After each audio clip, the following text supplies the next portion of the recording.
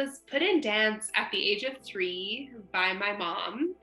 She she was a single mom, and I feel like she was looking for activities to engage me because she was working and going through school. And my older half sister was also a dancer. Um, yeah, I got put in like baby creative movement at the age of 3, but I was also doing swimming lessons and gymnastics and t-ball, I think, which I was terrible at. But dance was always the thing that spoke the loudest to me. I wasn't a very communicative child. I was intuitive and I was very embodied, but I didn't have access to language in the same way that I had access to body language.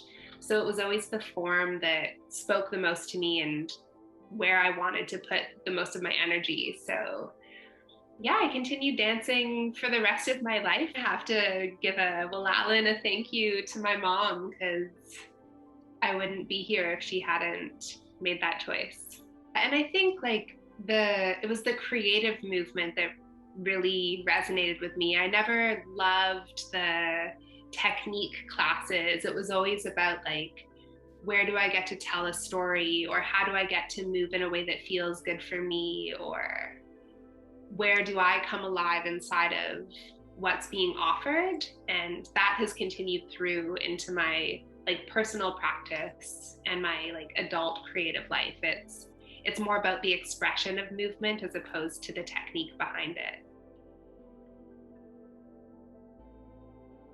I was young. At the age of 11, I had a lot of confidence, and I didn't love the stories that were being placed on my body. I think like growing up as like a mixed race, Afro-Indigenous and settler person, being in a lot of white spaces and like working with a lot of teachers and other choreographers who are also white, I didn't fully feel like the stories that I was being asked to embody reflected me.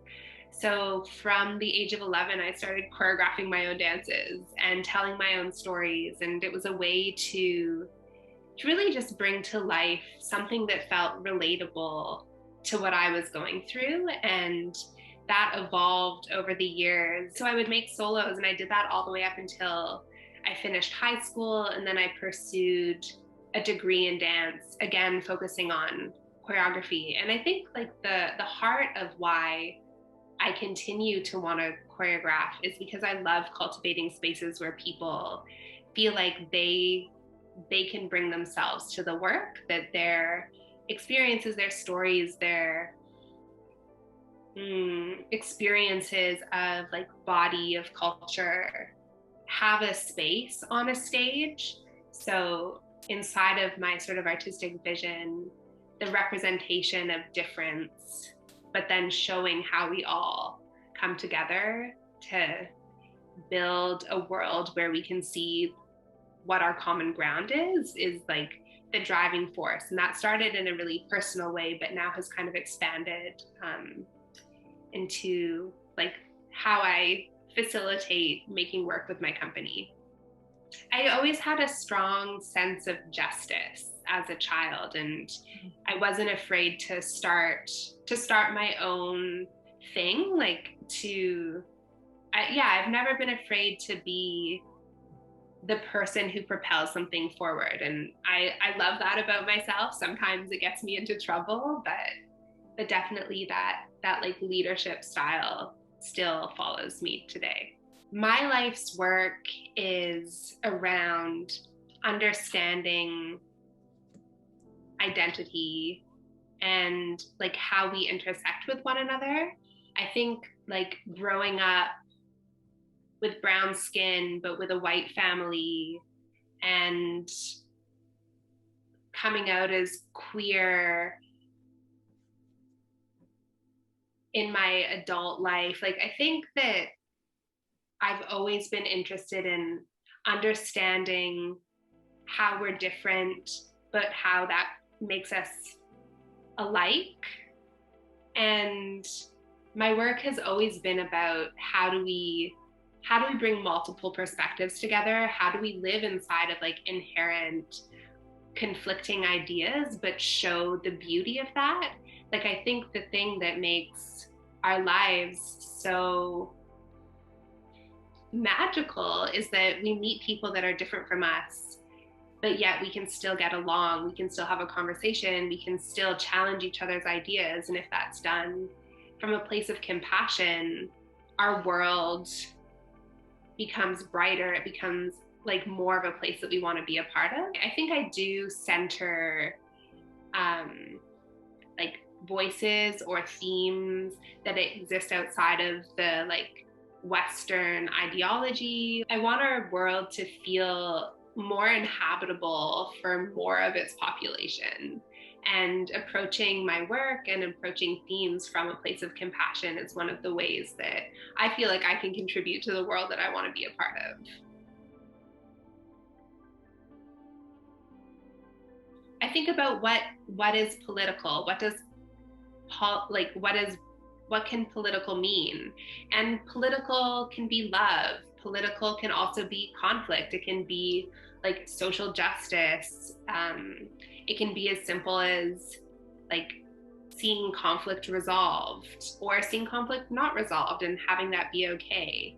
So the play on words of like political movement, like movement being the form that I access my choreographic work, and leaning into this idea of political and celebrating that, because I think sometimes when you see the word political, like you get a little bit of a reaction and you want to like give some distance to it. But I think for me, the idea of what is political is really interesting. I love offering agency to like younger generations of artists. Like if I can invite them to make choices that like resonate with how they want to express themselves or where they want to take their own creative work, that feels really invigorating.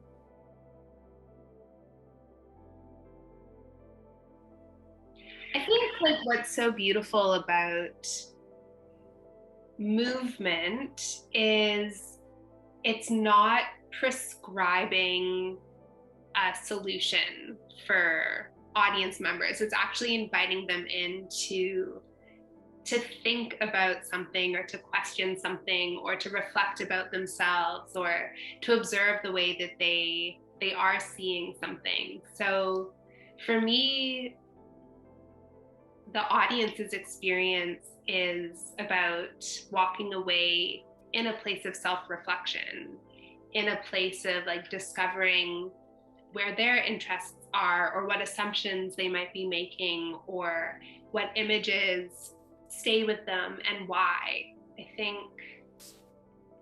think dance allows us to feel things without necessarily having to know what it is that we're feeling.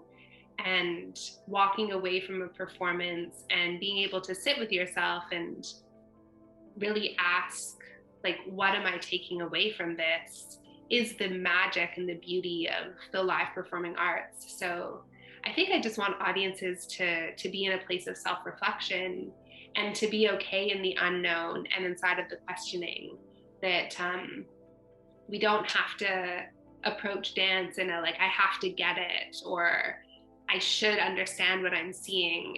It's more about like, what do you see? Like I've made a piece about the declining fresh water supply and our relationship to water and natural resources. And if an audience walks away thinking like, how do I engage with water?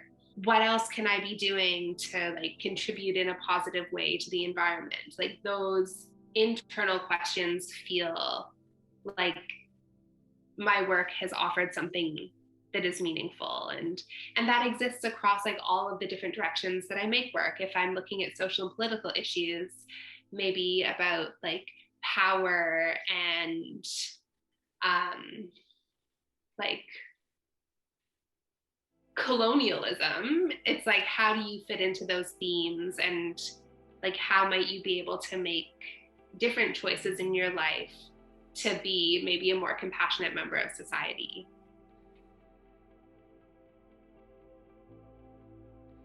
I mean, reducing inequalities is such a big subject matter, and it can be taken in so many different directions. So the starting place that I'm really interested in is the idea of being in search of balance, playing with the nuance of scale and equity versus equality, and thinking about, balance doesn't necessarily mean that we're on the same plane.